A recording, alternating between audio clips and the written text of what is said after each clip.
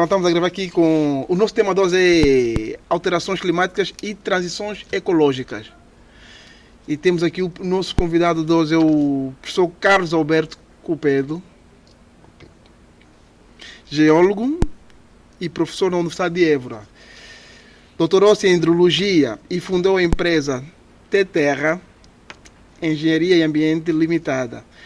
Fundador da Associação Portuguesa de Empresas de Tecnologia Ambientais, foi dirigente no Instituto de Água, na administração da região hidrográfica do Tejo e na Agência Portuguesa do Ambiente. Estou certo, professor? Certo.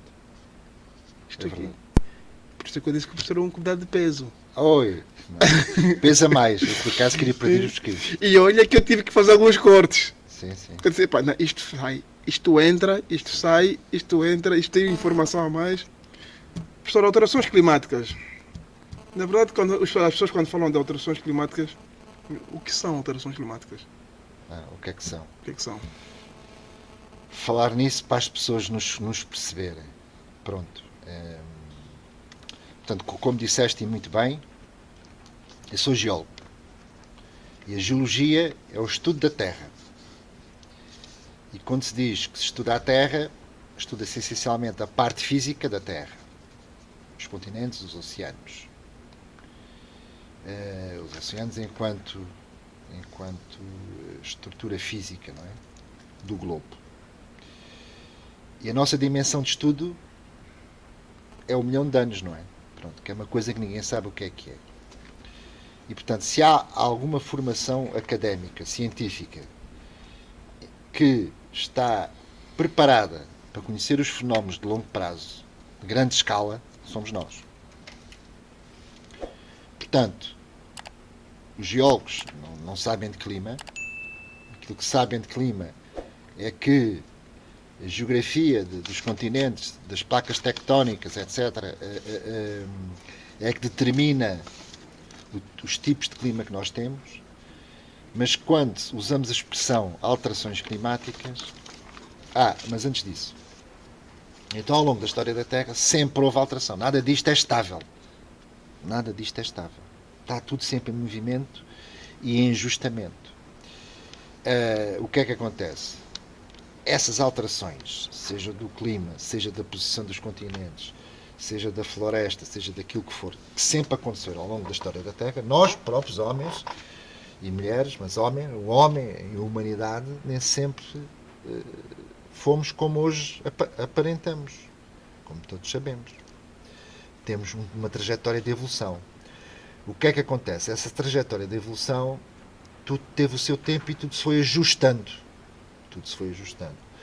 O que acontece presentemente, graças ao nosso estilo de vida, que é muito exigente para a utilização de recursos, para a rejeição de resíduos, de lixo e para as emissões, é muito exigente. Aquilo que acontece hoje é que, devido a este nosso modo de vida, a quantidade de viagens que há de avião, os cruzeiros, as viagens de automóvel, tudo, a quantidade de trânsito que há e o tipo de consumo que fazemos, leva a que todas estas alterações que têm os seus ritmos sejam aceleradas. Pronto. E é aí que entra o termo alterações climáticas. Pronto, é a alteração das características do clima em cada uma das regiões do planeta, de acordo com essa região, não é? Nós, Portugal, estamos numa situação geográfica muito sensível, devido à exposição atlântica, devido ao meridiano, à latitude em que estamos, e por aí fora. Portanto, isso é muito variável de país para país. O problema aqui, sempre houve alterações climáticas, sintetizando, mas o problema é que agora elas são muito rápidas e, portanto, nós temos dificuldade em nos adaptarmos. Está a ver? E quem diz nós, diz, por exemplo, a nossa linha de costa. A nossa linha de costa está sujeita a variedíssimos fenómenos e um dos problemas é a subida do nível do mar. E, portanto, a subida do nível do mar pode trazer complicações para o nosso país, neste caso em concreto. Pronto, só o tipo de exemplo. Estamos a falar de Portugal. Estamos a falar. Deu o exemplo que é o exemplo que as pessoas conhecem melhor. Mas, no geral, todos os países, uns mais, outros menos, estão a sofrer e vão sofrer cada vez mais com este fenómeno das alterações climáticas, que eu tentei mais ou menos explicar, no sentido que é um fenómeno natural, sempre houve alterações, sempre houve ajustamentos, mas passados no tempo, ou seja, todos os ciclos, inclusive o humano, a existência do homem no passado, teve tempo para se ir ajustando. E agora falta-nos esse tempo. Percebes? É mais ou menos isso. E quais são as causas do aumento de gases de efeito estufa na atmosfera? Foi aquilo que eu disse. A libertação do CO2 por combustão dos combustíveis fósseis, não é? Toda a nossa atividade assenta, queira-se ou não, na indústria do petróleo. Portanto, e daí resulta imensas emissões que os próprios sistemas conseguem assimilar, sistemas naturais, os ciclos, a atmosfera e por aí fora, as plantas e por aí fora, conseguem assimilar, mas não na quantidade em que nós estamos a emitir. E, portanto, esse excesso vai provocar estas distorções do modelo a que estamos habituados. E como é que a indústria do petróleo vê essa questão? A indústria do petróleo, Pronto, a indústria do petróleo, é uma indústria que todos nós dependemos, não é? Isto não é assim, tu vais comprar, dando logo um saco de plástico, não é? Sim. Pronto. Porque... Isso é uma utopia e é uma ficção. A gente pensar agora assim, eu sou amigo do ambiente, petróleo nem pensar, e pôr uma cruz em cima. Quer dizer, não vale a pena irmos por aí, porque, aliás, aquilo que se tem passado até aqui, ainda agora, esta semana, na semana em que estamos a gravar, há uma reunião em Nova Iorque, houve na ONU, precisamente para tratar destes temas, e o nosso presidente, o professor Marcelo Rebelo de Sousa, teve lá uma intervenção e falou nestas coisas. Quer dizer, não vale a pena andarmos a perder mais tempo com slogans que depois na prática isto não faz sentido. E portanto temos que assumir. Aliás, eu tenho um livro de referência que escrito por um autor que toda a gente conhece, que acho que toda a gente devia ler, e que está editado em português. É um livro de 2000, é um livro relativamente recente, que é do senhor chamado Bill Gates. E o Bill Gates o livro chama-se Emergência Climática ou coisa parecida. Está traduzido em português. E ele fala nas coisas muito claramente. Se fosse possível, neste momento, rapidamente, nós quebrarmos com o nosso modelo de vida, com o nosso modo de vida, os efeitos eram muito mais catastróficos do que aqueles que estão a acontecer e que irão acontecer com as alterações climáticas. Por isso é que se usa a palavra transição. Isto não é chegar ali e carregar no interruptor. Percebes? Pronto. Porque está tudo montado e está tudo feito para o bem e para o mal. Porque, vamos lá ver, isto são sempre moedas com duas faces. Pois são. E, portanto, o petróleo trouxe-nos até aqui. Nós estamos aqui a falar, não é? E estamos a gravar e não sei o quê. De facto, a utilização de minerais, de metais e do petróleo nos permite isso, não é? As roupinhas que nós vestimos, sim, os alimentos que comemos. Há muita coisa que nós. Por aí fora. Há muita coisa que está inserida no mundo atual que deriva muito Não é muita coisa. É tudo. Deixa-te lá de ilusões, esquece lá isso. Então faz um raciocínio e pensa um bocadinho o que é que não está. O que é que não está. E portanto, o Bill Gates, acho que para mim, há aí pessoas que eu sei, naturalmente, que aquilo é um capitalista, um papão e não sei quantos. Mas pronto, ele está atento e passa uma série de temas e de tecnologia. Aliás, a grande conclusão que eu tiro daquele livro é que neste momento há tecnologia para nós conseguirmos, porque até aqui, o que é que se tem, como é que se tem resolvido e como é que nós temos evoluído. Com tecnologia e consciência, não é? Pronto. E com uma questão de euros e de dólares. A dinheiro a gente resolve tudo. Pronto. Só que as coisas não são bem assim, né? Está a chegar a um ponto que nem tudo se resolve assim. E, portanto, a conclusão que ele tira é que nós temos tecnologia para encontrar muitas soluções que podem minimizar esta questão e ultrapassá-la e resolvê-la. O problema é que não temos tempo. Falta-nos tempo. Mas tempo para usar, o tempo Tempo para implementar. para São implementar. tecnologias que estão a ser agora estudadas, são tecnologias que estão a ser experimentadas, etc, etc, etc, e que estão a apontar bons resultados. Ele dá vários exemplos. Bons resultados, são bons caminhos, boas opções. Agora, uma questão é nós termos uns laboratórios, uma universidade, um centro, uma cidade, um bairro, uma tecnologia que é aplicada ali pontualmente. Outra coisa é termos isto generalizado a nível do planeta. Percebes? E aí é que ele diz que o grande problema é faltar o tempo para isso. Mas depois também diz, e é neste livro que eu li isto, e concordo com, não só neste, mas pronto, mas concordo totalmente, que é, se fosse possível fazermos a mudança que muitas vezes ativistas ambientais exigem, apelam, não sei o que, uma mudança radical e não uma transição que é preciso tal tempo, e aí ele também é honesto na minha perspectiva e também diz que esse é o grande problema, é que pode faltar tempo, mas e estou-me a lembrar de exemplos muito concretos. Por exemplo, o nosso país, das metas e do caminho que tem traçado, nem estou a dizer se é bem, se é mal, não importa, mas é só para termos noção. Provavelmente estamos a fazer a nossa parte, ou se calhar nem isso, porque os nossos resultados ambientais são miseráveis. Estou a falar de Portugal, miseráveis mesmo. Podemos falar nisso se assim o entenderes. O país todo. Não estou a falar no geral. No Portugal, geral. Portugal, país todo. Mas agora perdi-me um bocadinho. E só um exemplo que tem a ver com algumas coisas que temos feito em Portugal, mas que a nível global ninguém está a fazer, ou pouca gente está a fazer, que é limitar a produção de energia elétrica a partir do carvão. Centrais a carvão. Produção de energia a partir do carvão, que é extremamente impactante ao nível das alterações climáticas. E concretamente nós já fechamos, e as outras têm a conversão e têm metas para serem encerradas. Pronto. Enquanto isso aconteceu em Portugal, a China está a construir dezenas, centenas de centrais a carvão.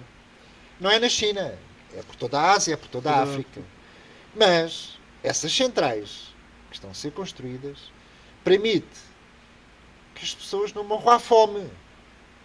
E que um estudante num país não sei onde, à noite tenha uma lâmpadazinha para poder estudar. Mas em contrapartida. Pá, meu querido, está a faltar aquela tecnologia. Não há outra forma de estar a lâmpada acesa lá naquele país, lá naquela região, naquela cidade. Ou seja, isso é uma faca de dois gumes. Não, é aquilo que ele diz. Portanto, temos que ser honestos, temos que encarar o touro pela frente. E, portanto, quando se estamos no bom caminho e tal, Portugal encerrou uma central térmica a carvão e não sei o quê. Porreiro. Ora, pronto, é um pequeno passo que nós demos. Pronto, que há de ter algum significado, mas a realidade global é completamente oposta. Continua-se a construir imensas centrais que usam o carvão para fazer energia, e isso permite que muitas pessoas sobrevivam. Percebes? Eu percebo. Ou seja, posso dizer que também nós cá em Portugal somos uns pioneiros na questão das energias renováveis. Ui, estás-me a complicar a vida.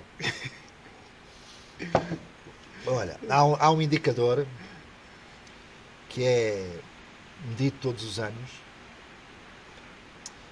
e que tem a ver, penso que toda a gente mais ou menos conhece o conceito da pegada ecológica. Todos nós temos a nossa pegada ecológica com o tipo de vida que fazemos, por aí fora. Pronto. E os países têm a pegada ecológica também. No global, a pegada ecológica do planeta Terra esgota-se todos os anos em julho. No mês de julho, portanto, nós já consumimos, ao nível global, todos os recursos que o planeta conseguiria nos dar. Percebes? Recursos renováveis, recursos não renováveis, essas coisas todas. Em julho deste ano? Sim, todos os anos anda por aí. Em julho. Portanto, ou seja, nós já estamos em setembro, este ano concretamente 2023, já estamos a usar a conta poupança, ou seja, estamos a ter um crédito que o planeta te vai cobrar. Não te rias porque isto é muito sério, rapaz. Agora, as pessoas têm que saber isto. A assustar. Espera, eu não quero assustar ninguém. Mas olha lá uma coisa. Mas nada a perceber o que eu estou a dizer. E tu és uma pessoa informada, imagina regras. Portanto, esses folclores todos por aí há. Mas espera aí, já lá ainda te vou dizer pior que isto. Agora, todos os anos o que é que se passa? Vamos imaginar, agora não sei de cor, eu não meto essas coisas na cabeça, mas sei que é em julho que a coisa anda. Todos os anos é menos uma semana, ou menos 8 dias, ou 5 dias. Cada vez mais cedo, cada vez mais cedo, cada vez mais cedo. Sabes onde é que está Portugal? Princípios de maio. Princípios de maio? Sim. Portanto, provavelmente, este ano, abril é o quê? É o mês 4. Exatamente. Portanto, nós vamos estar, este abençoado país ecológico, vamos estar com 8 meses a crédito. É só isto. Epá, então, e tu dizes assim, então, mas isso é porquê? Epá, então nós, ainda esta semana saiu essa informação, acabámos com os comboios, anda tudo de automóvel por todo lado. Ainda agora estamos aí na semana da mobilidade, Évora, a mobilidade, não sei. Epá, desculpem lá, é tudo treta, quer dizer. Nós temos uma intensidade energética como mais nenhum país, nós produzimos mal. Então essa questão dos híbridos... Epá, isso é outra coisa, não me compliques a vida, epá, não me compliques mais a vida. Vamos lá ver. Essa questão, isso é muito discutível. Se tu fizeres uma pesquisa, sim, sabes isso perfeitamente. Quer dizer, está tudo a consumir petróleo e está tudo para fazeres híbridos e para fazeres baterias e para não sei o que, não sei o que mais. Pronto. Agora, se calhar esse é o caminho. Falta-nos é tempo. Estás a perceber? Porque no ponto em que estamos numa fase de transição. Estamos numa fase de transição. E, portanto, é o que o Bill Gates diz e é o que eu te digo. Se fosse possível agora, pá, vamos mesmo arrepiar caminho, isto não pode ser assim. Qual é que é o caminho? Isto colapsava. Então vou-te dizer uma coisa. Eu há 8 dias, pouco mais de 8 dias, 15 dias, fui passar uns dias de vacantes, de férias. E onde é que fui? Fui para uma zona do Algarve, para onde ninguém vai, mas é para onde eu vou todos os anos, quando o verão acaba. Qual é a zona? Castro Marim. Fica ali, mesmo encostado, fica à beira do Rio Guadiana, 5 minutos. Conheço bem esse rio Guadiana. 5 minutos da praia, pá, já não há pessoas, pá. O Algarve vazio, que é um termo maravilhoso. E os portugueses, pelo menos os de mais idade, sabem que o Algarve sempre foi uma terra que produziu muitos citrinhos, laranjas, tangerinas, sim, limões, etc. Famosa por isso. Não é por acaso. O Algarve tinha essa característica agrícola. Porquê? Por causa do seu clima e porque tinha água. Portanto, essas culturas precisam de ser regadas. E o Algarve sempre teve muita água. Pronto. Hoje é a região do país com mais problemas. Com mais problemas. Pronto. Eu acho que a seca extrema do país está no Algarve, se não tem erro. Depois podemos falar acerca disso. Mas eu vou só dizer uma experiência que eu tive no Algarve, que tem a ver com as alterações climáticas. Há um dia eu consumo, a minha família consome limões com fartura. Vamos comprar limões. E fui a um daqueles. Normalmente nós em Castro Marim vamos aos supermercados, aliás, em Castro Marim em toda a parte onde estamos, eu e a minha família, vamos aos mercados locais. Pronto. Agora, os supermercados que existem por todo o país são muito cómodos. Estão abertos, só falta estar abertos à meia-noite e não sei o quê. Até é um exagero, mas pronto. Estão por todo lado, estão acessíveis, são económicos, ou mais económicos, ou pelo menos teoricamente, e por aí fora. E fomos comprar limões. Os limões vinham dentro de um saco de rede, não é? E uma cinta à volta de plástico. E a cinta dizia tudo. A cinta é uma pega para cevar os limões, era 1 kg de limões, e aquilo, portanto, a cinta, tudo impresso a cores, e depois o saco de rede, aquilo é petróleo. Então, meu querido amigo, os limões dizia assim: origem, África do Sul. Os limões custavam 1,80€ o quilo. África do Sul. E tinham sido importados por uma empresa do Oeste. Oeste? Torres Vedras, por ali. Portanto, há um senhor em Torres Vedras que compra limões à África do Sul e que vende para os supermercados do Algarve. E cá em Évora também. Já os apanhei aqui em Évora. Um bocadinho mais caros. Sim, sim. Sim, sim. Os mesmos limões da África do Sul. Portanto, Portugal neste momento está a consumir limões da África do Sul. Eu não sei o que é que as pessoas pensam disto, mas isto é um absurdo completo. Isto é uma aberração. Isto é uma coisa que... Pá, não cabe na cabeça de ninguém. Desculpem lá. Eu acho que uma criança de 5 anos que a gente explique isto e se pensar um bocadinho, então, mas faz sentido Portugal estar a consumir... E isto passa-se a nível global. Isto é o resultado da globalização. Eu estou numa região que tradicionalmente produzia citrino. Agora, os limões, ninguém apanha limões em... Pois, eu vou a qualquer supermercado, agarro num saco, pago 2€, trago um quilo de limões, que vem da África do Sul. O que é que eu estou a pagar? Estou a pagar porque aqueles limões é água da África do Sul, é sol da África do Sul, é a mão de obra na África do Sul, e eu estou a pagar o quê? Nem o saco de plástico que eu estou a pagar lá dos limões. E depois, então, e quem produz isto, o que é que ganha? Então, mas este 1,80€ do quilo de limões, isto, se eu começar a decompor aquela parcela, isto é o quê, pá? E a gente vive aqui assim, tranquilamente, no meio disto tudo. Isto é só um exemplo, há qualquer coisa que não bate certo. Não? Estou a perceber. Então, como é que podemos... Quase perdeste o pio, pá. Não perdi. Não perdi. Não perdi o pio. A minha pergunta... E como é que podemos atenuar essas alterações climáticas? Atenuar? Sim. Tens 3 caminhos.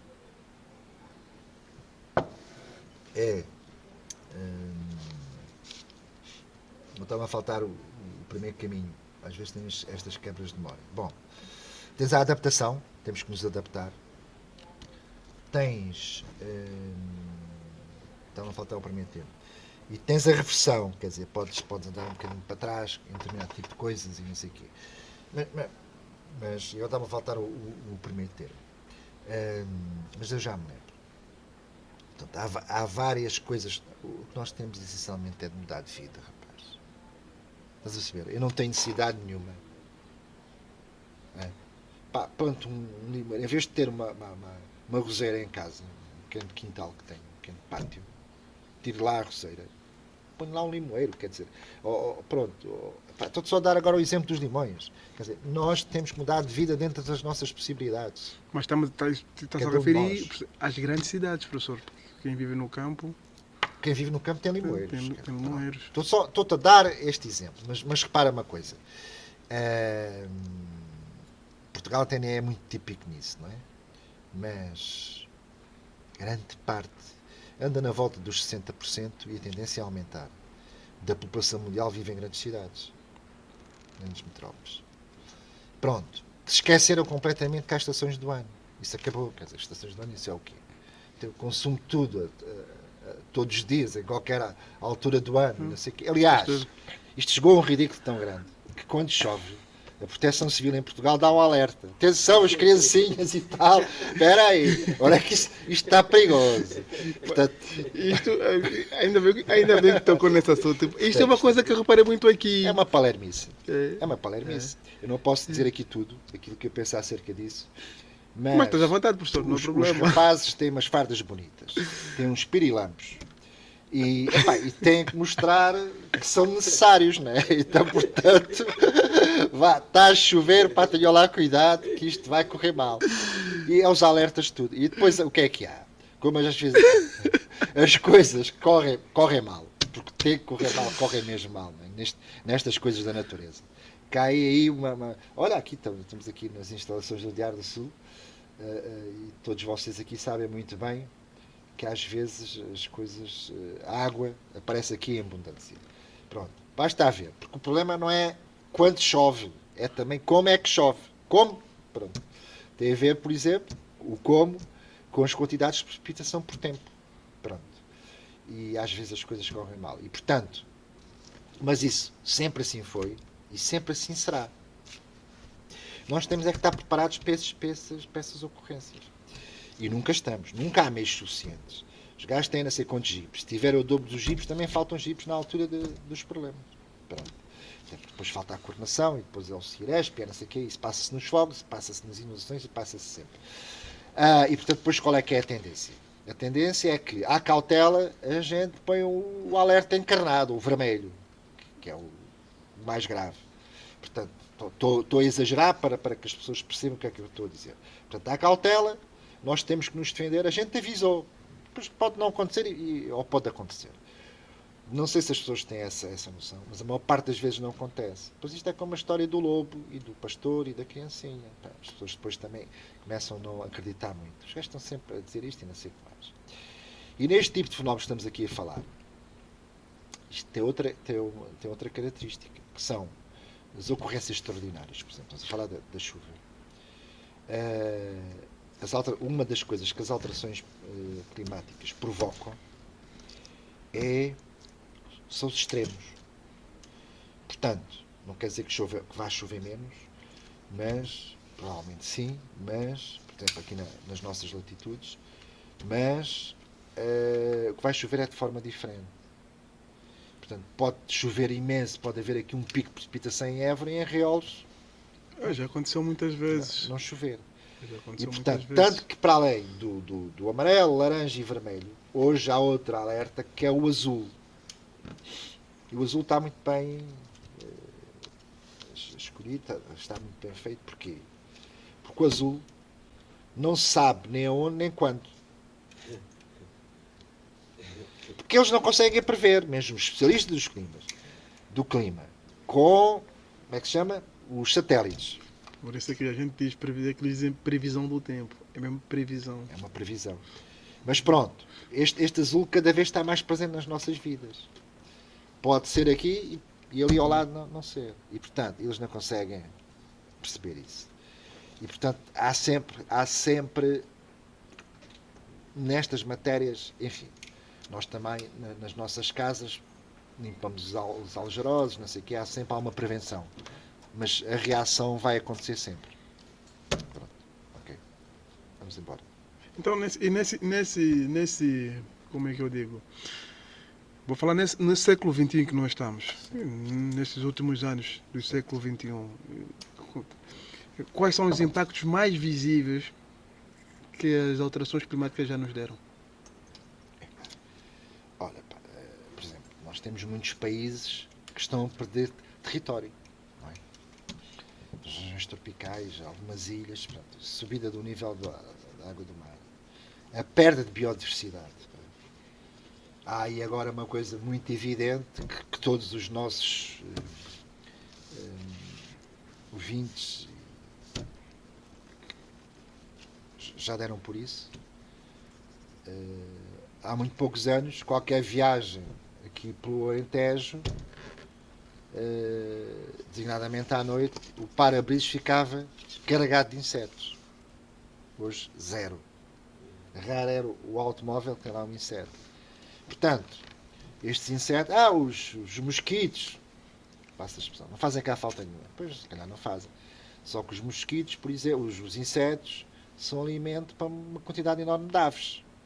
E, portanto, se as pessoas tiverem um bocadinho de atenção, já se vê muito menos aves aqui no campo. Em Évora, portanto, Évora isto não é uma cidade, isto é campo, não é? Isto é campo, nós estamos no campo.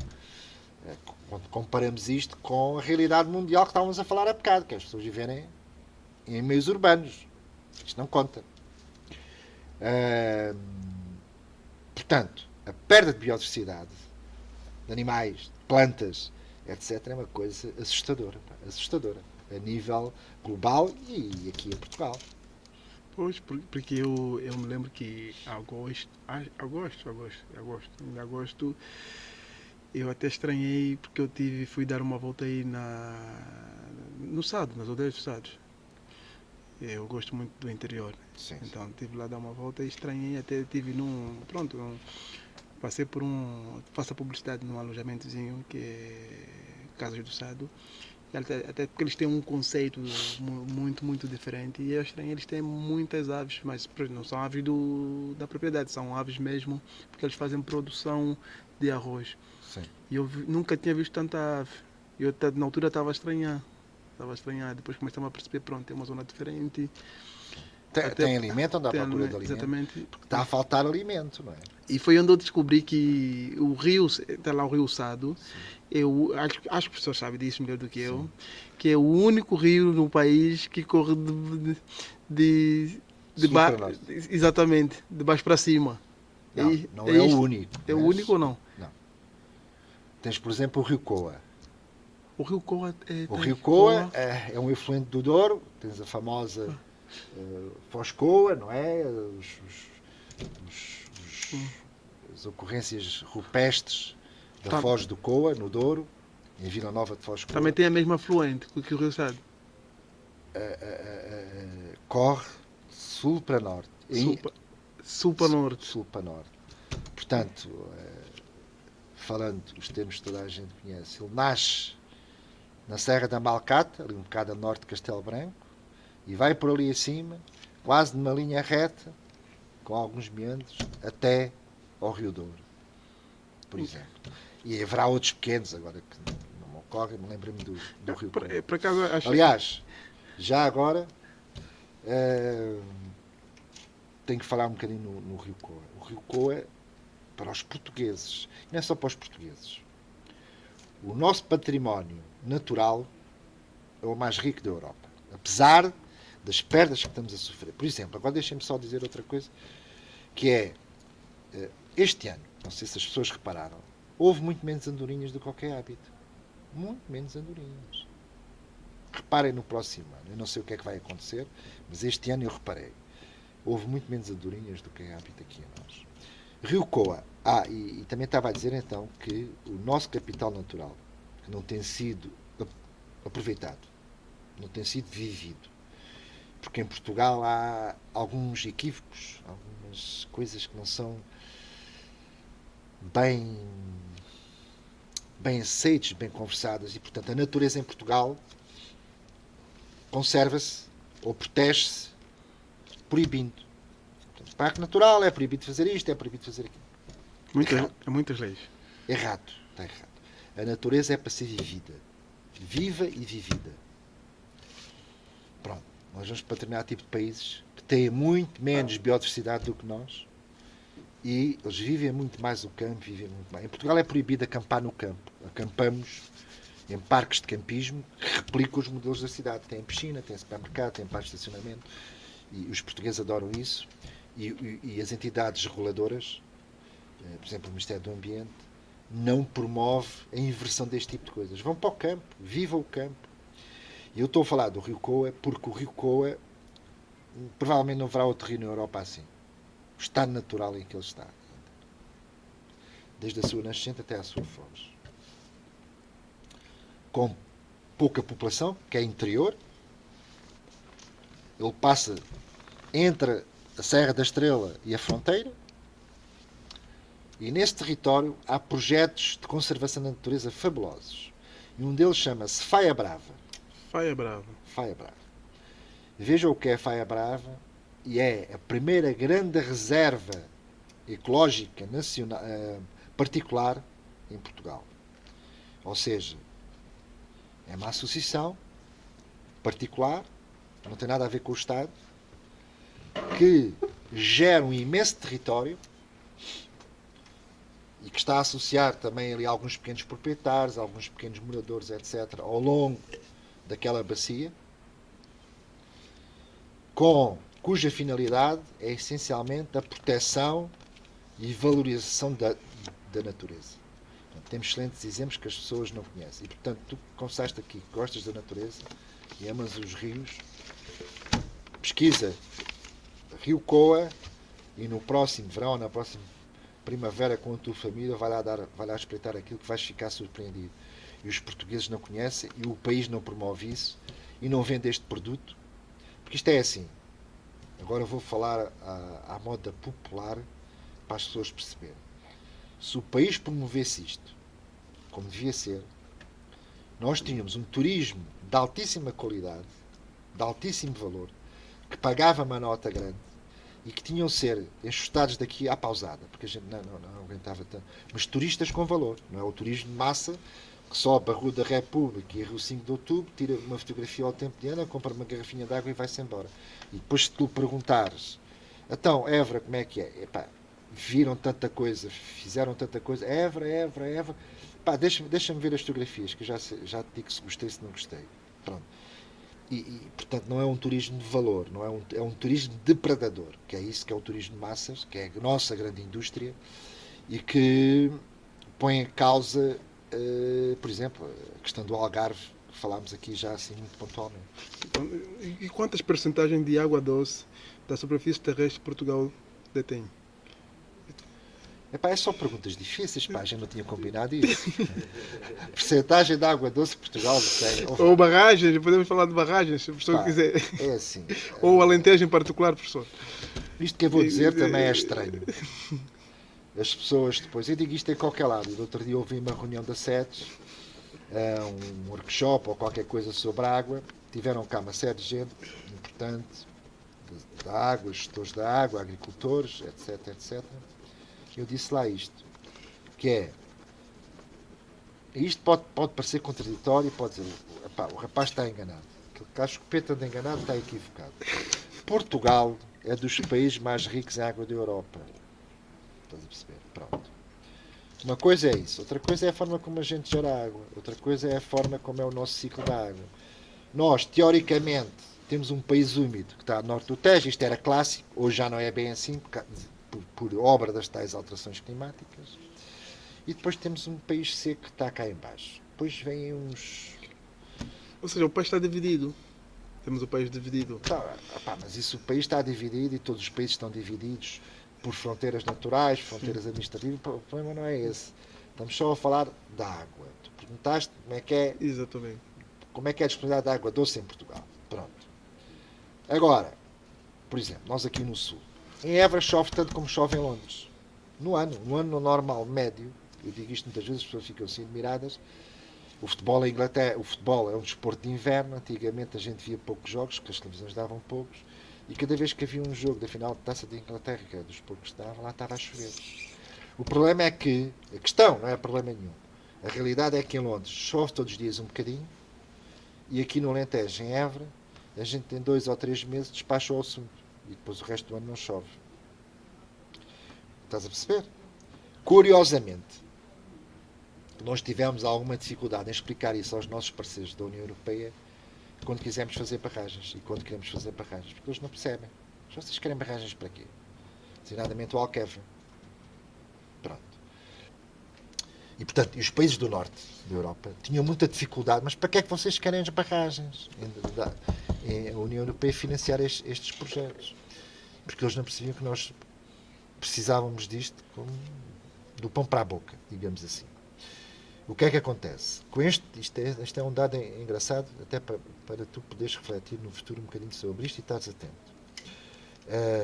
Os países do norte não têm barragens. Não precisavam. Se chove todos os dias um bocadinho, percebes? Pronto. Com esta coisa das alterações climáticas, não são só os desgraçadinhos cá de baixo que não trabalham à tarde quando faz 40 graus. Eu sou um deles. Também. Alentejano. Ninguém trabalha. É impossível. Impossível. Venham cá experimentar. Pronto, aí digo isso. Olha, venham cá passar uma semaninha e depois a gente fala. Mas os países do norte, não, como estava a dizer, não têm barragens. E como as alterações climáticas também os vão afetar. E, por exemplo, um país que está, para mim vai ser dramático mesmo. Dramático. Não quero assustar ninguém. Mas vai ser a França. A França? A França não tem reservas de água assim como nós temos. E a França é um grande produtor agrícola, ou seja, precisa de água mesmo. É o maior produtor agrícola da Europa. Já a Espanha está apetrechada como nós. Aliás, estão bem melhores do que nós em matéria de regulação. E a Inglaterra? A Inglaterra também não tem. Está colada à França. Não tem barragens. Também não, né? O que é que isso significa? Significa que com estas ocorrências das alterações climáticas, o ciclo hidrológico lá também sofre mexidas. Mas como é que a França não tem barragens? Pá, porque não precisava. Chovia todos os dias. Chovia ao longo do ano. Estás a perceber? Tem meio dúzia dela, mas não tem como nós temos. E, portanto, vai faltar água para as necessidades básicas deles. O que vai ser um problema. Por isso é que eu digo, pronto, epá, afinal a nossa seca não tem problemas. Tem problemas. Temos que resolver isto, temos que ir gerindo esta coisa. Mas é mais um problema de gestão daquilo que temos. E como tu sabes, e qualquer português queira pensar um bocadinho também sabe, um dos problemas do nosso país é que gera mal os recursos. Todos eles ou só a nível Não, hidrológico? no geral, No geral. nós para planear, somos muito bons a fazer estudos, os estudos depois ficam assim nas estantes e nas prateleiras, depois a seguir fazemos outro estudo e É pronto. só para decorar. Não, e depois não se aplica e depois muda o governo e depois vem outro diretor-geral com outra ideia. Isto é E outro por aí problema, fora. mas eu acho que isto não é só em Portugal, é quase. Não. Mas cá tem uma característica bem marcante. Portanto, nós temos, eu não estou aqui a dizer que a seca não é um problema, não estou aqui a dizer que não há seca, não é nada disso. Certo. Mas o grande desafio é ao nível da gestão.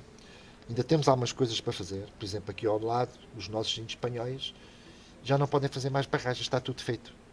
Há uma carrada de anos, há muitos anos.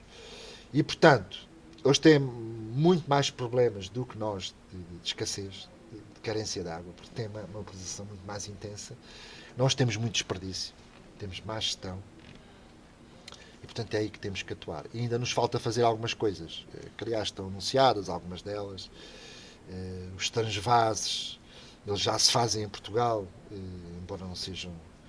Quando captas água no Alqueve e vais regar na bacia do Sado, isso é um transvase. Não é? Aliás, quando compras os limões que vêm da África do Sul, é um transvase de água da África do Sul para Portugal. E as águas do poço? As águas do poço são as mesmas. São as mesmas? É sempre a mesma. Portanto, se falta água no rio, falta água no poço. Os tempos não são iguais.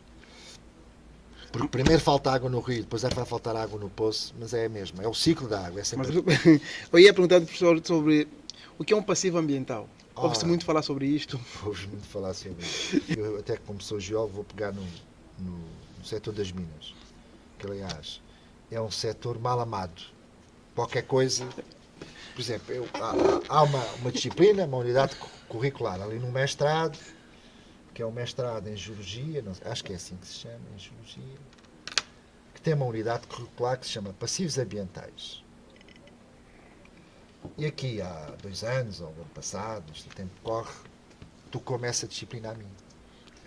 E tinha poucos alunos. O que é que os alunos...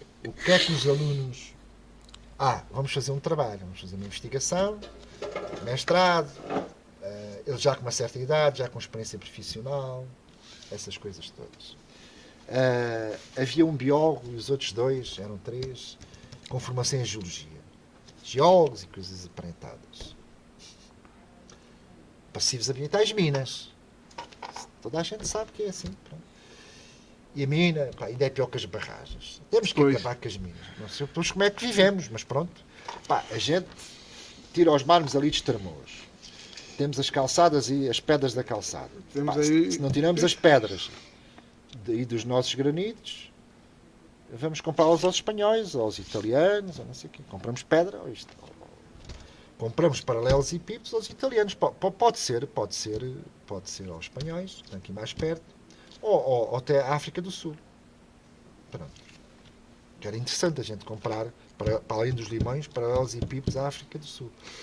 Pronto, portanto, as minas é necessário, como são necessárias as barragens, mesmo que os ambientalistas todos e as suas famílias não queiram e não gostam, porque eles vivem disso, vivem da contestação. Quantas temos no país? Na região? Até posso falar, até podemos falar depois um bocadinho no lítio, que é muito engraçado. É um tema lindíssimo. Siga. Para pôr as mentes inquietas. E então, passivos ambientais, tal. O que é que eu propus aos meus queridos alunos?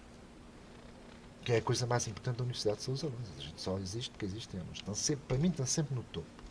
Tudo, qualquer coisa. Vamos então fazer um trabalho sobre passivos ambientais. Vocês estão fartos de Minas, pá.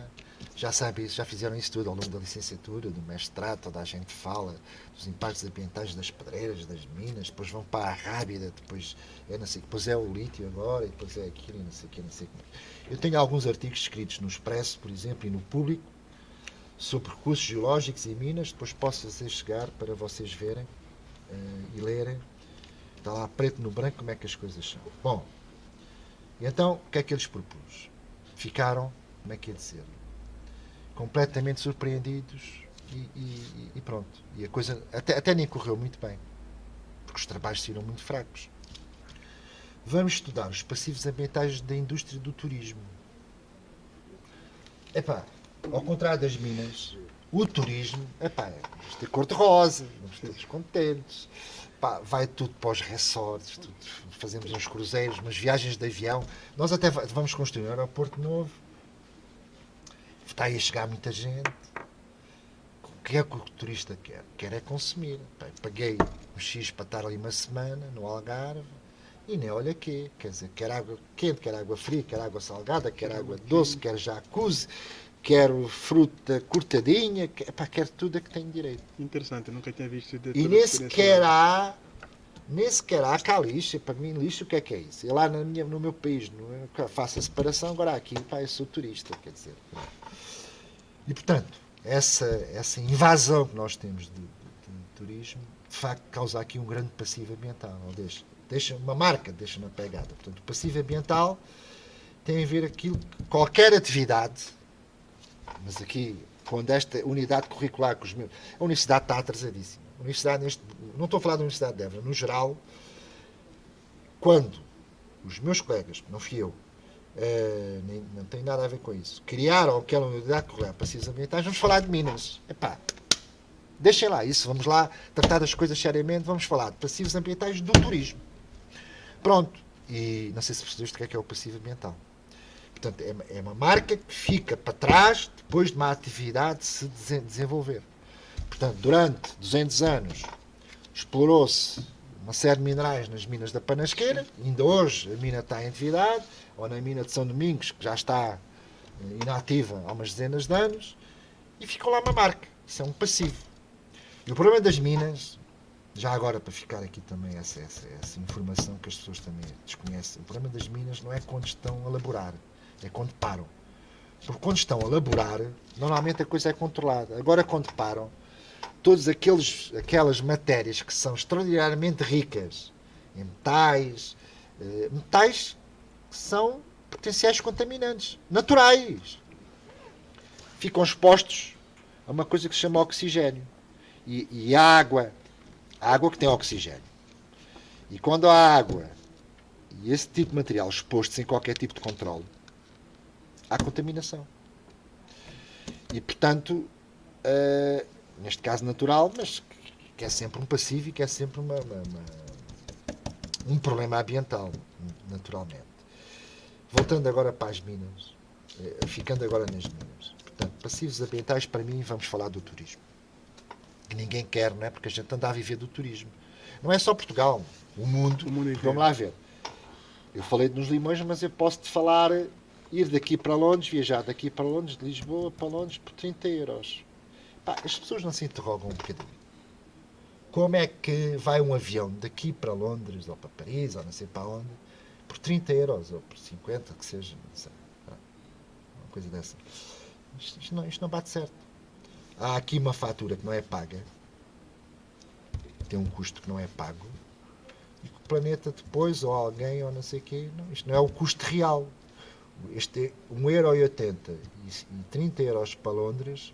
Falta aqui uma importante parcela do custo que ninguém está a pagar e, portanto, está aqui uma conta. Isto é a globalização que consegue este milagre, entre aspas. Só que isto depois vai-se pagar um bocadinho mais à frente. As minas, em Monte Alegre. O lítio.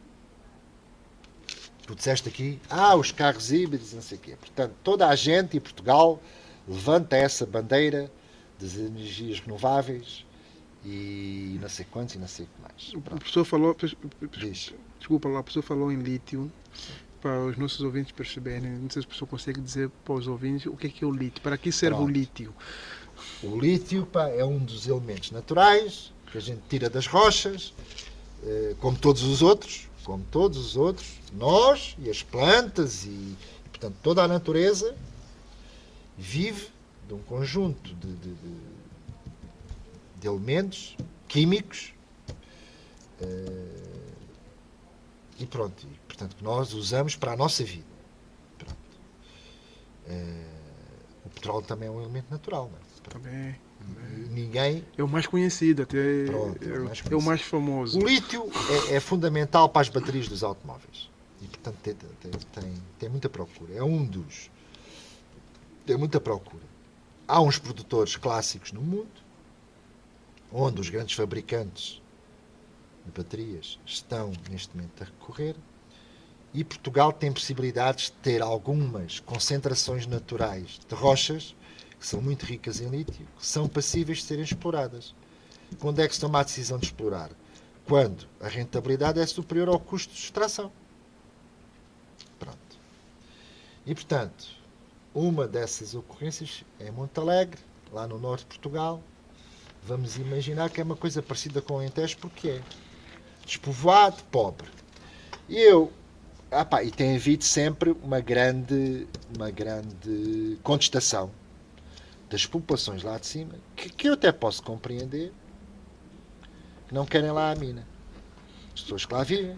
Ou seja, tiveram a mesma problemática que o Algarve teve sobre a exploração de petróleo. Petróleo.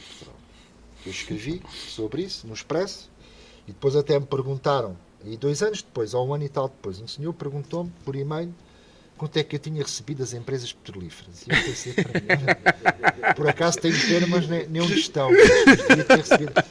Porque ninguém me encomendou aquilo e, portanto, a ideia, quer dizer, porque a questão é assim, o Algarve é comparado com o petróleo do Algarve, é comparado com o lítio.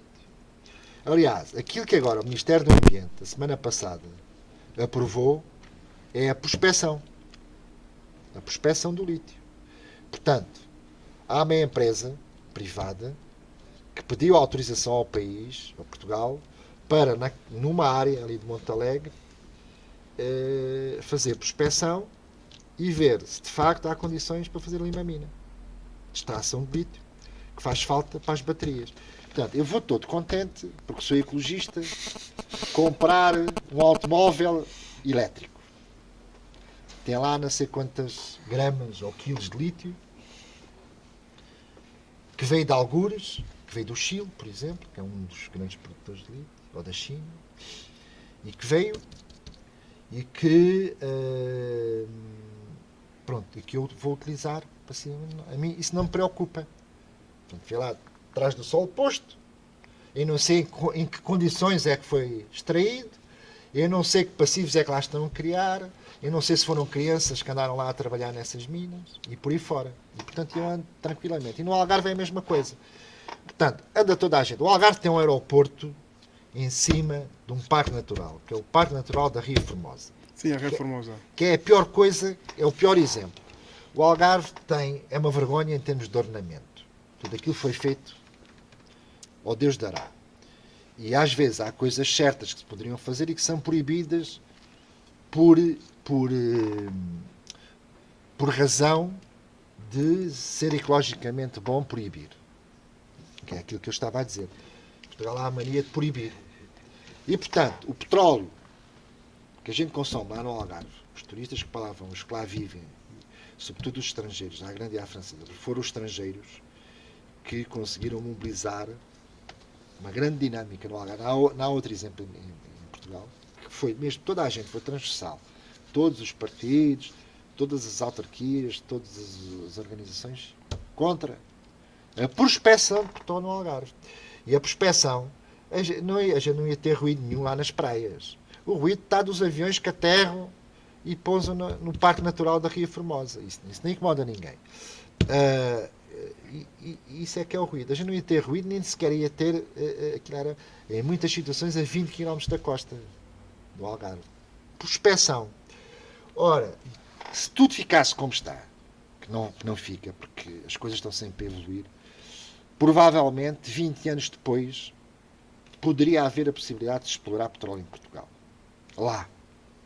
Se a prospecção fosse favorável a isso. E se na altura o valor o justificasse. Pronto. E se Portugal, daqui a 20 anos, ou mais, perante uma reserva disponível, decidisse, vamos explorar ou não vamos explorar? Vamos imaginar, Portugal decidia que não vamos explorar petróleo. Vamos apostar no tipo de energias. Isso é uma mais-valia para o país. Internacional, por exemplo. Agora, o petróleo que vem ali do lado de Espanha, que eles têm, exploram, isso aos algarvios já não incomoda.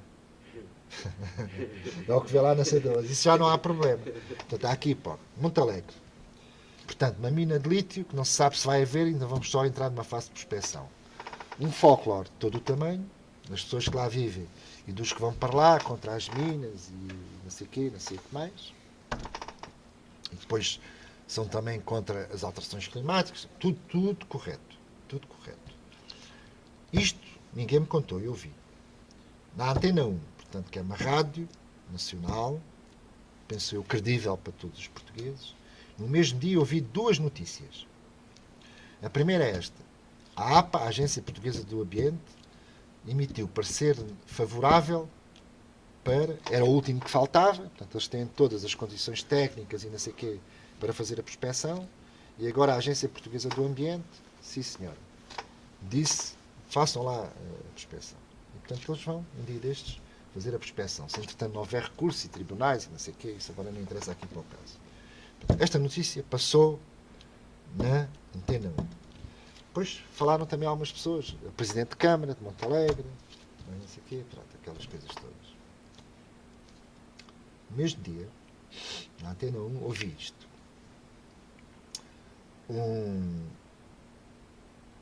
Em Montalegre há falta de creches infantários. E, portanto, há falta de pessoas, porque aqui é interior, é despovoado, a gente não tem pessoas. Não consegue para lá atrair os Arlindes e os Miltons e a gente nova, porque depois não há atividade económica que justifique que essas pessoas lá estejam, que sustentem essas pessoas. As pessoas têm que viver de alguma coisa. E depois, as pessoas que lá estão, os jovens que lá estão, ou que lá conseguem resistir e conseguem lá estar, não têm local para deixar os filhos. Portanto, só não se vai de lá embora, só lá fica quem não conseguir sair de lá, fugir de lá. E, portanto, aquilo que eu vi na Antena 1 foi um casal a falar. É um jovem casal que tem 2 filhos. Um com 5 anos e uma menina com 9 meses. Só há um jardim de infância em Montalegre. E a criança, o bebê de 9 meses, não tem onde ficar. Os pais, felizmente, estão os 2 empregados. O jardim de infância mais próximo está a 40 km. O outro, que é em Chaves. Portanto, não tem onde ficar. Para além deste casal, há mais 7. Que eu não sei quantos filhos são, mas estamos a falar, pelo menos, se cada casal tiver mais um filho, são pelo menos 8 crianças que neste momento em Montalegre não têm jardim de infância. Portanto, por um lado, a gente anda aí com um folclore de conversa, os nossos políticos para ganhar eleições, para isto, para não interessa, e nós que cá vivemos, que o interior precisa de pessoas. Isto é um exemplo tão básico. O caso de Montalegre, porque é assim, os recursos geológicos estão onde estão. É ali em Montalegre, não é em Lisboa, não é em Setúbal, senão era ali que exploravam. A empresa tinha muito mais interesse em explorar uma mina ali a 10 km de Setúbal. Tem tudo, tinha ali o Porto, tinha ali não sei o quê. Agora, Montalegre, aquilo não dá jeito nenhum, mas é ali. Pronto. E, portanto, nós temos aqui uma oportunidade para criar riqueza em Montalegre. Portanto, vai lá ficar um buraco. Fica lá um buraco. Mas, é isto depois que também estas mentiras não são claras em Portugal.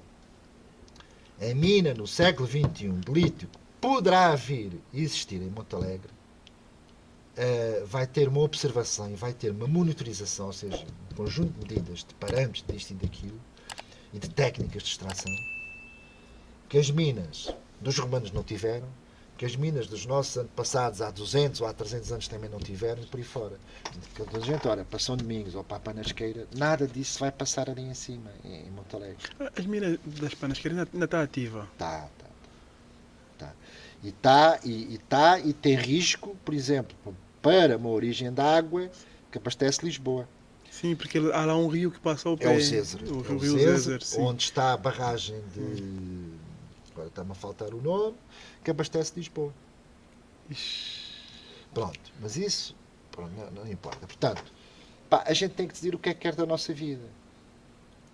E é evidente, se me disser, as minas, foi como foi quando puseram contentores nas cidades para recolher o lixo, ninguém queria o contentor à porta.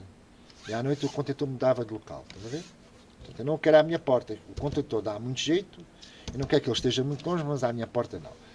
Eu percebo que uma mina possa assustar os montalegrenses.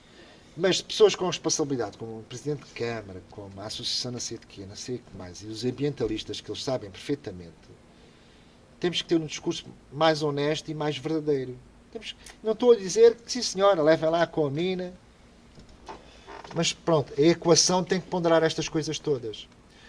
Porque, pronto, eu já vi os números, agora não sei de cor, se aquela mina vier a ser implementada, um implemento que vai ter o efeito que vai ter naquele Conselho em termos económicos e sociais, não é? E, portanto, as coisas têm que ser ponderadas. Vai ser um descabaz. Isto vai ser uma coisa de basicamente de outro nível. Portanto, tenhamos... Então o professor, nesse caso, é a favor desses projetos, como o projeto de exploração de petróleo no Algarve. Vou falar uma coisa. Tem a ver... Eu estou a falar por princípio, por honestidade, quer dizer. Mas as coisas têm que ser vistas caso a caso. Ou seja, os impactos estão lá, mas também... Não, e vamos lá ver, hoje em dia, com as tecnologias que há e com os procedimentos que há ao nível das minas, a coisa não tem nada a ver com o passado, percebes? Portanto, os efeitos que vão ter, são coisas completamente diferentes. Portanto, é evidente que as pessoas que lá vivem, idosos, alguns outros, com pouca escolaridade e não sei o quê, o problema são os fazedores de opinião, incluindo os mídias. Portanto, este discurso sério, que põe as coisas nos pratos da balança, com seriedade, tem que ser feito. E depois a decisão é tomada. Quer dizer, eu não sou a dizer, sou a favor de todas as minas, ou sou a favor do petróleo. Não. Agora, sou a favor, isso inequivocamente, de uma atitude que pondere todos os prós e os contras e mais. E isso eu sei que os recursos geológicos estão onde estão. Portanto, é só ali é que pode ser explorado o lítio. Aquilo não é uma escolha que for, vamos para Monte Alegre, que ali vive pouca gente, vamos lá chatear aquele. Não, é ali que está o lítio. O lítio faz falta para o nosso desenvolvimento, entre aspas, para a riqueza do país, para a transição energética que estamos a querer viver ou que estamos a querer implementar. Tem a ver com tem a ver com a energia, claro. Portanto, não temos que ter duas medidas e duas moedas, depende. De que lado é que está o vento? Não pode ser. E, portanto, é isto que falta. Bem, mas isto falta em Portugal, no setor das minas e em todos os setores. Em todos os setores. Há falta de autenticidade. Isto é outro problema que nós temos cá. Claro. Aprovar muitos projetos. E sobre os caudais que podem fazer... Não, eu vou formular bem a pergunta. Diz lá. Tá? Eu estava aqui a tentar ler, mas vou formular bem. Quais são os caudais que podem ser considerados necessários para o abastecimento público de uma determinada localidade? Pode falar nesse caso de Évora ou Portugal, tendo em conta o número de habitantes. Olha lá, Milton, vamos lá ver. O professor Milton está aí. Desculpa. Horrível. Estamos trocando de lugar, me vim para aqui. Não. Sabe, depois quando chegares a esta idade já vais. Não falta muito, que isto passa no instante. Quer dizer, falta muito, mas vais ver que passa no instante. Acho que está bem conservado. Está bem. Estás muito bem conservado. Para 80 anos não estou mal. Está a brincar. Estou a brincar. Estou a brincar, claro que estou a brincar. Está a brincar. Estou a brincar, claro que estou a brincar. Isso era o homem mais rico do mundo. Passava já aí a receita. Pá. Eu ia pedir logo. Claro. Os caudais e não sei o quê. Pronto, vamos lá ver. Pá, há bocado falei no turista. O turista é a criatura que mais consome em termos de água pelas razões que disse e qualquer pessoa percebe. Portanto, eu vou de férias para um sítio, paguei não sei o quê. Portanto, eu nem sequer, a não ser que seja uma pessoa consciente e que tenha presente essas coisas todas. Pronto. E, portanto, esse consumo médio por habitante. Antes disso, o maior consumidor de água em Portugal não é o abastecimento urbano, nem em Portugal, nem em parte nenhuma do mundo. Não é urbano? Não, é a agricultura, claro. É a agricultura. A agricultura usa, assim, grosso modo, 80% da água que se consome em Portugal. Pronto. E isso causa também aqui uma questão, porque a tutela, quem manda na água, manda é o termo que as pessoas... Ou seja, a agricultura usa 80% e os outros 20% Sim. é o urbano. Urbano, indústria, esse tipo de coisas. Sim.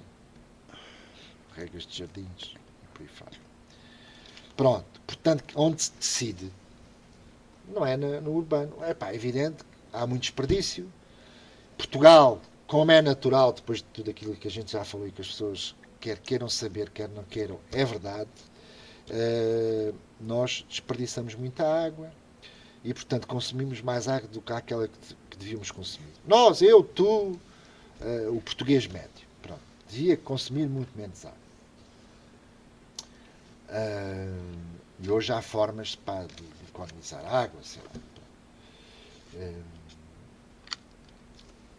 Agora perdi-me um bocado. Mas pronto. Essa é uma das questões. É que quem manda na água, quem decide na água é o Ministério do Ambiente em Portugal. Mas quem a usa é a agricultura. Portanto, quem toma efetivamente as grandes decisões e quem tem poder económico é o Ministério da Agricultura. E que precisa da água como nós precisamos para beber e para tomar banho. Porque a agricultura... E, portanto, agora, a partir deste discurso, o gajo está ali a dizer sou contra a agricultura. Os agricultores e não sei o quê. Ok. Então e os alimentos vêm de onde? Como é que a gente...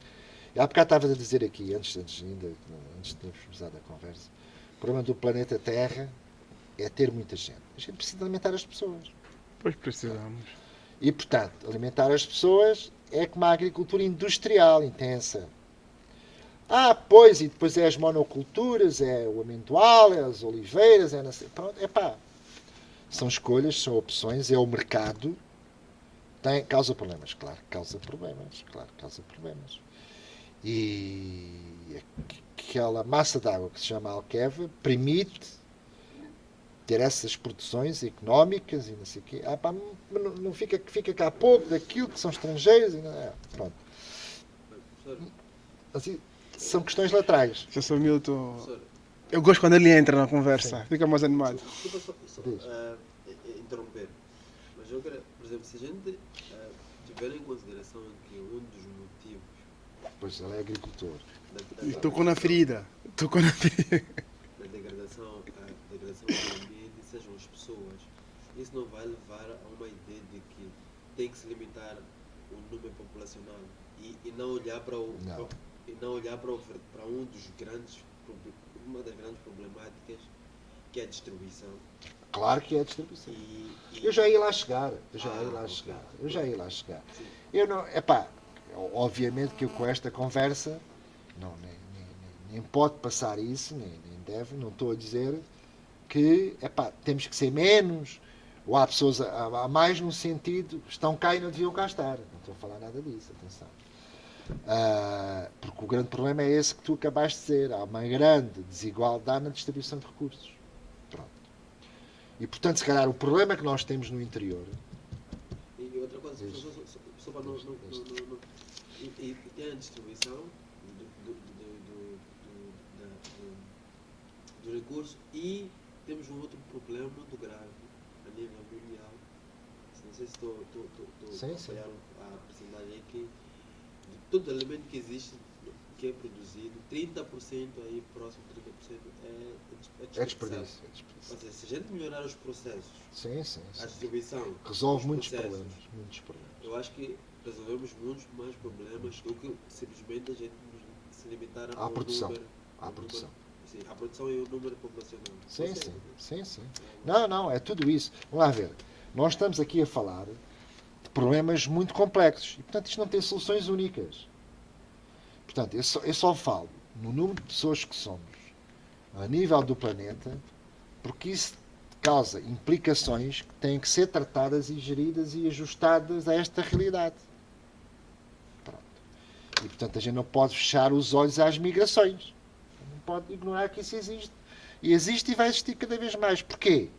Porque há uma grande quantidade de pessoas, de seres humanos, que vivem em regiões que não têm os recursos necessários e exigentes para a vida. Pronto. E as pessoas vão à procura de condições para a vida. Há 3 palavras, para mim, chave. Quando a pessoa fala de imigração, estamos a falar de imigrações externas e internas. Sim, as 2 coisas. Mas estou a falar agora mais das externas. Olha, 3 palavras, estou aqui a escrevê-las para não me esquecer. Que são recursos, abrigo e segurança. A história da humanidade, e agora vou pôr aqui outra, que é território. A história da humanidade explica-se no passado, no presente, e vai-se explicar no futuro com base nestas 3 palavras. É o que as pessoas precisam, é o que as pessoas querem, é o que as pessoas precisam para viver. Pronto. E, de facto, as concentrações de população, a falta de recursos que muitas regiões do planeta têm. Há bocado falei aqui, pá, quer dizer, se não for as pequenas centrais térmicas a carvão disseminadas por determinado tipo de região, essas pessoas não têm energia mínima para viverem. Pronto. Portanto, temos que resolver, não podemos, vamos acabar com as centrais. Por isso é que todos aqueles acordos internacionais tardam em serem implementados porque não são possíveis de implementar. Temos estas situações todas que o Milton falou por trás. Pronto. Quais são os recursos fundamentais à vida? Solo, água. São os recursos fundamentais. Depois ainda temos outro que nós aqui em Portugal nem sequer ligamos muito, que é o ar. Mas pronto. Morre imensa gente todos os dias no planeta Terra devido à qualidade do ar. Pá, eu lembro perfeitamente que um dia, muitas vezes daqui para Lisboa, ficava com dor de cabeça e ficava mal disposto. Hoje a qualidade do ar em Lisboa, apesar de tudo, está melhor.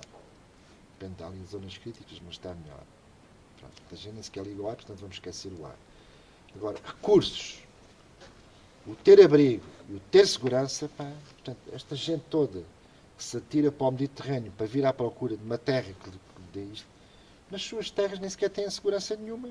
Não é? Têm a vida em risco. Por isso é que eles arriscam tanto. E morrem centenas de pessoas e milhares de pessoas a tentar atingir esse sonho de ter uma terra onde consigam viver. Pronto. Isto vamos parar aqui ao nosso país. Este retângulozinho que absurdamente ignora esta realidade, ignora outra. Sim, mas professor, eu tenho uma opinião, a minha opinião sobre, já que está a falar de imigração, Sim. eu digo sempre que na imigração há vários contextos que fazem as pessoas emigrarem. Claro. Normalmente as pessoas vejam só um contexto, que é o contexto da segurança por causa das guerras. Não. Há Diz pessoas isso, que recursos. sim, há pessoas que só vejam mais nesse contexto, porque é o que está mais visível, o que está mais divulgado nas televisões. Sim. Mas há outros É o mais contextos. impactante. Claro que há. Exatamente, mas há Estamos outros a falar no contextos. geral. A gente Exatamente. está a falar no geral. Pois cada caso é um caso. Pronto. Pá, se calhar aqui nem eu tenho conhecimentos para isso de geopolítica e geoestratégia, não sei o quê. Nem entramos aqui em casos particulares que não vale a pena. Não vale a pena. Falamos no geral e já chega. Mas toda a informação é bem-vinda Sim. para os nossos ouvintes. O que é que acontece? Nós temos aqui uma faixa significativa do país, que chamamos interior, que é o Portugal vazio. E o Portugal vazio tem isto tudo que falta no planeta Terra. Tem solo, tem água e tem uma coisa também muito importante, tem território, tem espaço. e tem espaço com infraestruturas. Ou seja, tem infraestruturas culturais, infraestruturas de saúde. Não, agora não vamos falar dos programas de Serviço Nacional, não tem nada a ver com isso. Mas tem condições de abrigo e de segurança no geral para acolhermos pessoas que fazem cá falta. Porque hoje em dia, se nós formos por este interior fora, vazio, despovoado, falta massa crítica, falta economia, faltam pessoas para trabalhar, faltam pessoas para não sei o quê. E depois por isso é que em Monte Alegre agora faltam jardins de infância. Só há um. E porquê? Porque até agora, se calhar é que ele chegava. E portanto, foram fechando as estações de correio, foram fechando não sei o quê, porque não há pessoas. Portanto, temos que povoar este território. Se há procura a nível global, porque é que a gente não o faz? Porque é que estamos a importar limões do Chile? Já Da foi África do do Chile. Sul. Da África do Sul. Dá igual, é a mesma coisa. Porque eu já vi, eu também já comprei limões do Chile. Portanto, por isso é que agora me foi a conversa para o Chile. E portanto, não sei se me estou a fazer entender, mas dentro desta equação dos recursos, do abrigo e da segurança, nós temos isso tudo.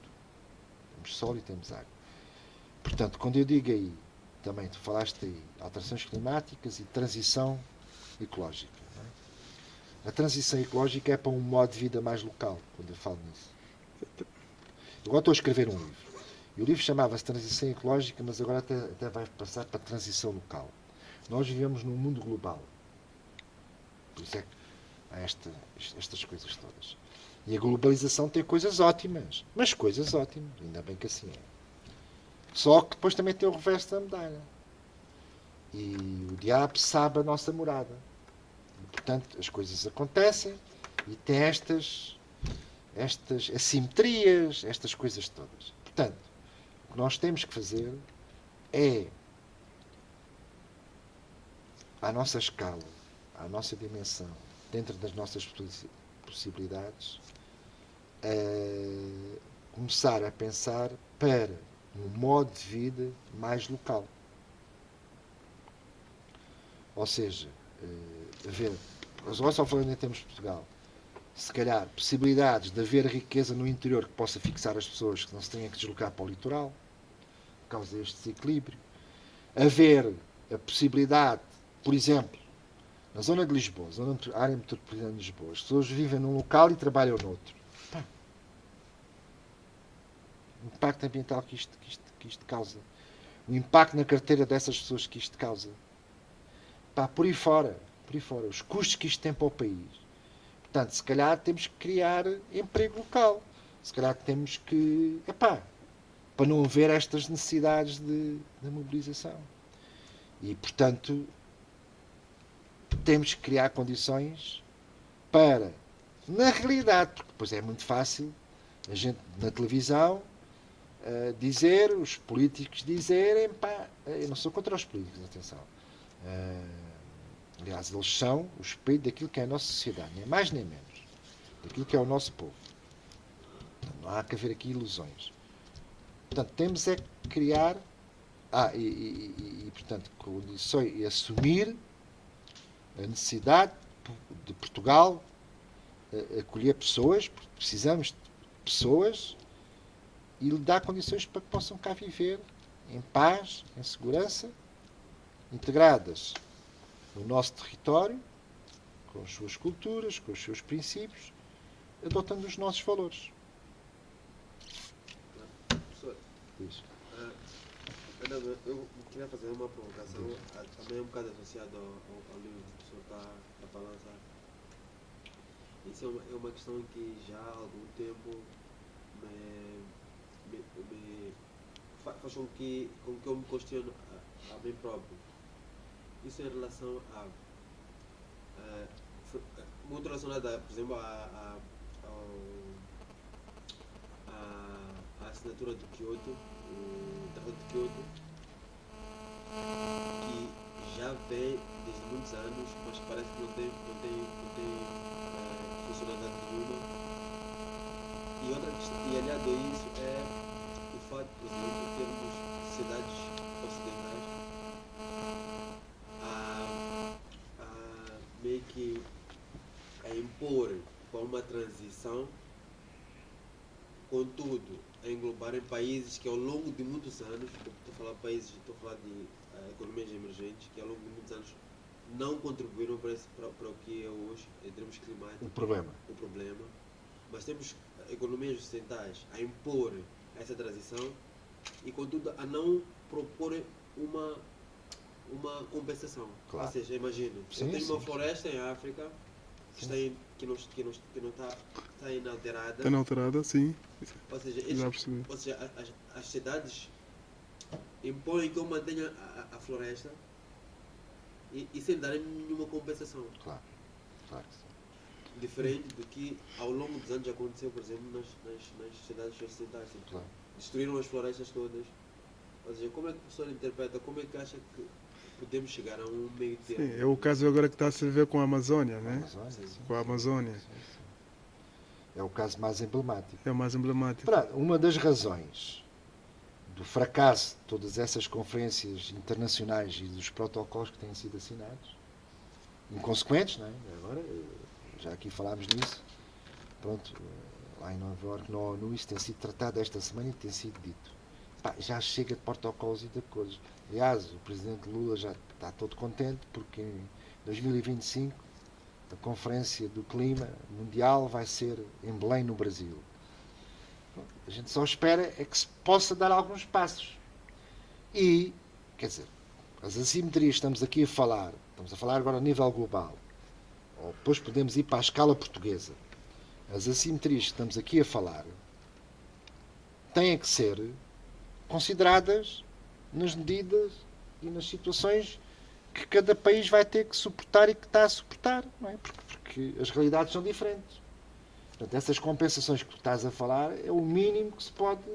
Eu vou-te dar um exemplo agora aqui em Portugal, por exemplo. Um exemplo muito concreto. A barragem que há bocadinho não me lembrava o nome, chama-se Castelo de Bode. Castelo de Bode. Onde é que fica? No Rio Zeze. Rio Zeze. Ali norte pronto, a meio antes do rio desaguar no Rio Tejo, o Rio Zeze, está Castelo de Bode. E Castelo de Bode é a principal origem da água que abastece a região de Lisboa. Pronto. Acontece que a qualidade da água que chega a Lisboa, que é boa, tem muito a ver, ou tudo a ver, com a bacia hidrográfica que drena, usando há bocado a questão que tu levantaste, que drena para aquela barragem. Pronto, aquela barragem acumula ali uma massa de água que tem a ver com os escoamentos todos da água que chove naquela bacia hidrográfica. Pronto. Por hipótese, vamos imaginar... e aquela bacia hidrográfica é essencialmente floresta. É aquilo que é chamado pinhal interior. Pinhão interior. Estamos lá no interior, há ali grandes manchas de floresta. Algumas já sofreram com o problema dos incêndios, outras não. Pronto. Há bocado quando eu disse que o país, Portugal, nós não valorizamos e não contabilizamos, ou seja, não contamos com o valor dessa parcela, que é o património natural. Falei há bocado nisso. O nosso património natural, que é riquíssimo ainda, apesar de estar mais pobre porque há perdas de biodiversidade, não é contabilizado e não é considerado. E uma das coisas que se fala nesta linguagem e nestes temas são os serviços dos ecossistemas. Os ecossistemas só por si prestam-nos um serviço. A qualidade do ar, a qualidade da água, isto é dado todos gratuitamente. Ora, esta bacia hidrográfica que constitui a massa de água que abastece Lisboa, presta um serviço aos habitantes de Lisboa. Portanto, aqueles velhotes que ainda subsistem lá naquelas aldeias deviam ter uma taxa paga pelo lisboeta que consome aquela água. Porque, por hipótese, por absurdo, vamos imaginar, pronto, vamos lá ver, aquilo são terras onde não há atividade industrial, mas que havia hipótese de pôr ali uma fábrica, pôr ali fábricas, desenvolver agora um grande perímetro industrial na área da bacia de Castelo de Bode. Isso poderia pôr em causa E podia pôr em causa, portanto, a qualidade da água em Lisboa. Portanto, a qualidade da água que Lisboa consome hoje em dia, que eu não gosto da expressão hoje em dia, porque isso é um disparate, a qualidade da água que Lisboa hoje consome tem muito a ver com o serviço que aquela floresta ali do Pinhal Interior, onde vivem algumas pessoas, proporciona. E, portanto, este serviço é um serviço como outro qualquer, devia ser pago àquela gente. E aquilo que se falou há bocado em termos globais, portanto, os países que estão em vias de desenvolvimento não atingiram desenvolvimentos que os países ocidentais atingiram, devido à tal pegada ecológica que há bocadinho falámos, e que Portugal estará a chegar a abril, que é uma coisa completamente absurda, mas tem que ser dita, e tem que ser assumida. Portanto, deixem-se de histórias, deixem-se de mentiras. Pá. Vamos lá, mas sim senhora, tornar isto um país que esteja no caminho certo e que seja verdadeiro. Portanto, a nível global, esses países têm que entrar nesta equação, têm que entrar nestes projetos de forma diferente. Tem que ser.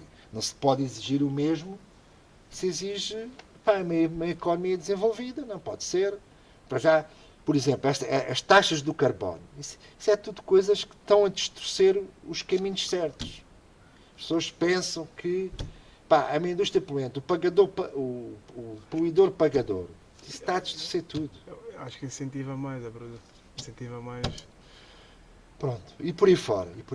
Portanto, devo-vos o exemplo aqui de Castelo de Bode, que eu penso que é muito claro para as pessoas. A qualidade da água que Lisboa consome tem tudo a ver com a bacia hidrográfica que está lá a 200 km de distância, ou 250, não sei por aí, em Castelo de Bode. E as pessoas que lá vivem deviam ter um rendimento, para além daquilo que têm, pago pelos lisboetas. Depois vocês dizem assim, mas os lisboetas já pagam tanto impostos como nós, os eburenses, ou os begenses, ou os calipulenses, ou não sei o quê. Pois, já pagam, pronto. Mas, se calhar, o que é que isto iria fazer? Se isto assim fosse. Para já, vamos lá a ver. Estamos a falar meia dúzia de pessoas, são os milhares, que vivem ali na bacia hidrográfica, aqueles concelhos, aquelas autarquias, não estou a dizer lá, bater à porta da pessoa, estão lá agora 100 euros por ano, que é lá os Lisboa pagam por beber a água boa na torneira. Não estamos a falar de coisas deste género, não é? Mas se calhar isto iria equilibrar as coisas, iria tornar as coisas mais justas. Se calhar alguns lisboetas começavam a pensar, agora vamos viver lá para o interior, que é capaz de ter outras vantagens que a gente aqui não tem. Porque se eu vier viver para Évora, que tem problemas de mobilidade gravíssimos, não é? Atenção, agora andamos aí na semana da mobilidade, se a gente for falar aqui em Évora, quer dizer, é assustador, quer dizer, nem vale a pena, é tudo mentiras, tudo aldrabice. Pronto, temos uma rede de autocarros agora elétrica, de facto é verdade. Pois estamos. É fantástico, os autocarros são bonitos. E são bonitos. E tudo isso. Uma nova imagem para a cidade.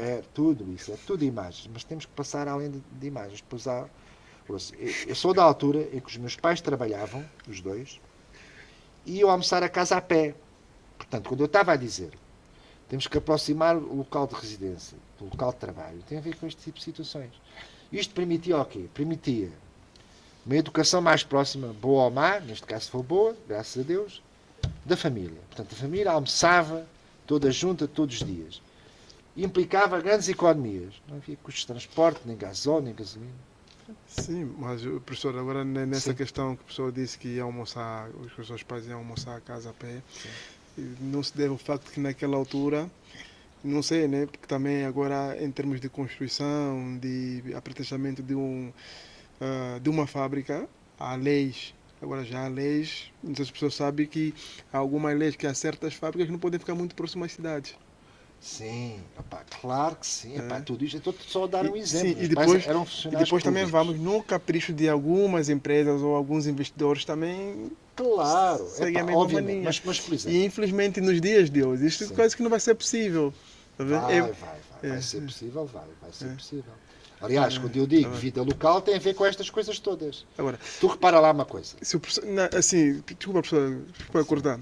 Se o professor tipo, na minha opinião, se as pessoas dizerem devemos aproximar também algumas habitações próximas aos locais de trabalho, eu acho que Vamos aí... lá ver. Eu não estou a dizer que vamos construir agora vivendas e prédios no parque industrial. Não tem nada a ver com isso. Porque quando eu digo proximidade, a proximidade pode não ser só física. Uma coisa é ir daqui para Lisboa trabalhar, Que já acontece... ou os da margem Sim. sul irem nascer para onde. Que já acontece muito. Pronto. Agora, outra coisa, vamos centrar agora aqui Évora, que é o exemplo que todos os nossos ouvintes Seguidores. e seguidores conhecem. Era o termo que estava a faltar. Os nossos seguidores conhecem. O Parque Industrial de Évora. Ainda hoje li no Diário do Sul, está lá no Diário do Sul de hoje, li hoje, que está a decorrer, e já por lá passei, portanto, se calhar a maior parte dos empresas já aconteceu isso, algumas intervenções de requalificação e de melhoria da circular ali, a pequena circular que existe, que é aldeã, que pronto, que foi construído com uma cabeça pequena e sem visão, mas isso é outra coisa, e depois teve uma série de disparates que estão todos à vista, mas imagina que hoje, e uma das coisas que ali fala é ter passeios para as pessoas. Porque tu queres ir da cidade, ou de bicicleta, ou a pé, e da Horta das Figueiras está ali encostado. Das Figueiras está ali. Queres ir a pé para o Parque Industrial e Tecnológico e pensa lá um bocadinho. Não vais. Está muito complicado.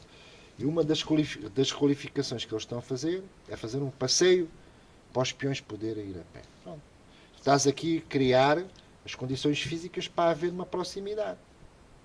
Para facilitar este pendular. E se calhar algumas pessoas que hoje podem ir... e quem diz isto? Diz os transportes públicos, diz... Pronto. Eu estou-te a dar o exemplo dos meus pais e sei que isto, infelizmente, nos dias de hoje, isto não pode ser generalizado à população. Não pode ser. Agora também, chegámos ao ponto daquilo que é a realidade da mobilidade em Évora, é muito mau. Porque, não sei se vocês já repararam, os núcleos habitacionais estão no lado oposto onde está o trabalho. Portanto, isto foi muito mal planificado. A cidade, no país, que teve o primeiro PDM, o primeiro Plano Diretor Municipal. Portanto, houve aqui, durante algumas décadas, nos anitos bons, largos, distrações. Distrações que agora vão ser corrigidas, portanto, vai-se agora fazer o passeizito e tal, e por aí fora. Portanto, as pessoas hoje, eu nem sei como é que isso está agora presentemente, mas para virem dos passeios e das coronheiras e não sei o quê, pena-se um bocado. E não só. Vamos acabar com isto que... Deixa cá ver. É por isso que eu não queria dizer ao professor a que horas a gente faz as gravações. Se eu dissesse, olha, vou dizer ao homem que a gente fazia 1 hora, ele vai olhar por luz daqui a 1 hora e vai dizer, Não, mas olha lá, foi mais ou menos, era isto. Não é isso que a gente sempre entende. Olha, isto é informal. O que nós queríamos mesmo é o professor tirou a capa de professor. Não, Estás a perceber? Era só o que faltava. E pode então provar. Vamos lá escolher um. Vamos lá escolher. Olha, Milton, apanha aqui. Isto aqui é o apanhado. Vamos fazer um menu de degustação de doces da padaria Beijinhos. BJ. Isto não é filmado. É filmado, sim, senhor. Pronto. Então vamos lá aqui. O que é que temos aqui? A padaria Beijinhos. Vê lá. Tem aqui são miniaturas. Não é? Exatamente. São miniaturas. Eu vou provar essa aqui. Que é um rim. É um rim de chocolate. Até eu vou também provar o rim. E a minha família sabe porquê. Porquê, professor? Porque são doentes renais crónicos. E eu tenho um cunhado com 40 e picos anos que há 15 dias, há um mês, levou um transplante de rim e de coração, os 2 órgãos. E graças a Deus está a passar bem. Então vamos comer o com rim 40 anos. da padaria Beijinho em homenagem ao Gonçalo. Gonçalo, um grande abraço. Tá bom, professor? Se estiver bom, enorme abraço. Fui eu que fiz, não foi a padaria que fez. Se estiver bom, não foi a BJ, foi o Orlindo. Tá ótimo. Para essa câmera aqui, só para mostrar aqui. É bom. 5 estrelas.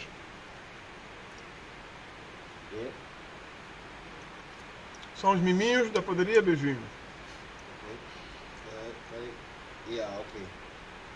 Bom, professor, obrigadíssimo. Ficaram com mais um Não, vídeo. espero que tenhas gostado Sim, claro. dessa experiência. É diferente das outras, já me apercebi. O professor também é muito interventivo aí nos jornais Por aí fora. e por aí fora. A gente faz mesmo uma coisa informal. Completamente. Eu falo sempre, aliás, eu tenho sempre a dizer que nós não somos jornalistas, Não, mas claro, somos pessoas que amamos a cidade e a região. Claro que sim. E Isso é fabuloso. fazemos isso é mesmo amor. Isso é fabuloso. É E amor. vocês têm que ser ajudados. Têm que. Pronto. Mas vou. É amor à região. Aliás, eu digo sempre e algumas pessoas também que é a maneira que nós encontramos de agradecer aquele acolhimento que a região nos deu. Espetáculo. Tá? A gente não podia fazer outra coisa a não ser isso. Mostrar o que há de bom na cidade, na região. Mostrar que não é só turismo. Há mais coisas, né? Para além da universidade, para além da própria cidade em si, o centro histórico. Nós temos outras regiões, temos outras pequenas vilas que estão ligado a Évora ou Alentejo. Porque às vezes as pessoas quando falam, então... Aliás, já ouvi muita gente dizendo, ainda continuas no mato. Eu, qual mato? Em Évora. Vocês... Estás aí a fazer o quê? Não tem nada. Anda para aqui, já acabaste, anda para aqui, tem trabalho para ti. Eu disse, olha, meus amigos, vocês não sabem a sorte que eu tenho. Se vocês não sabem a sorte que eu tenho. E por acaso até, já tive alguns amigos da universidade que terminaram e foram-se embora. Uns estão em Leiria, estou a falar mesmo portugueses. Sim, sim. Mas E tem pena de se ir embora, né? E já me dizem, alguns telefonemas, epá, tu é que foste inteligente, mano. Tu, hoje, eles já dizerem isso. Epá, tu foste muito esperto. Fizeste bem de ficar aí. Às vezes bate uma saudade, às vezes, você olha,